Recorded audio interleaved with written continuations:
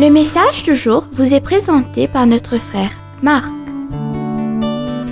Salut, chers bien-aimés de notre Père Céleste. Je suis tellement content de vous accueillir en ce lundi matin. Nous continuons avec les défis de notre jeune génération et aujourd'hui, nous allons nous pencher sur un autre aspect qui caractérise cette génération. Sixièmement, ils sont coincés avec le défi de comment établir une vie avec un semblant de normalité face au terrorisme et la guerre entre les nations qui se répandent dans le monde. Également lorsque des actes de racisme, de discrimination, de haine et d'autres menaces envers les minorités sont perpétrés ouvertement dans le monde entier.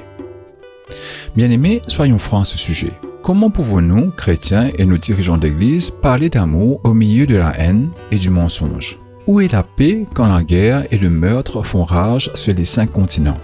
Pourtant, nous sommes appelés à nous aimer les uns les autres et nous avons entendu parler de l'amour du Père pour l'humanité tout entière. Dites-moi simplement quelles sont les voies et les moyens ou toute stratégie sur laquelle nos dirigeants d'église et autres ministres de la jeunesse travaillent pour aider notre jeune génération Z et d'autres jeunes. Bien-aimés, à cause de toutes ces caractéristiques que nous avons couvertes depuis la semaine dernière, les attentes de cette génération sont très exigeantes. Ces jeunes sont habitués à avoir de nombreuses options. Tous ces facteurs ont convergé pour produire une génération de personnes dont le désir de faire entendre leur voix est plus grande que n'importe quelle génération avant eux. La question est, les écoutons-nous? Leur cri pour de meilleures considérations? Il ne devrait pas y avoir de fossé de communication entre les générations. Chaque génération doit travailler les uns avec les autres en gardant à l'esprit que le leadership n'est pas un sprint, c'est une course de relais. Bien-aimés, la parole de Dieu a une réponse pour chaque question et chaque défi auquel nous sommes confrontés.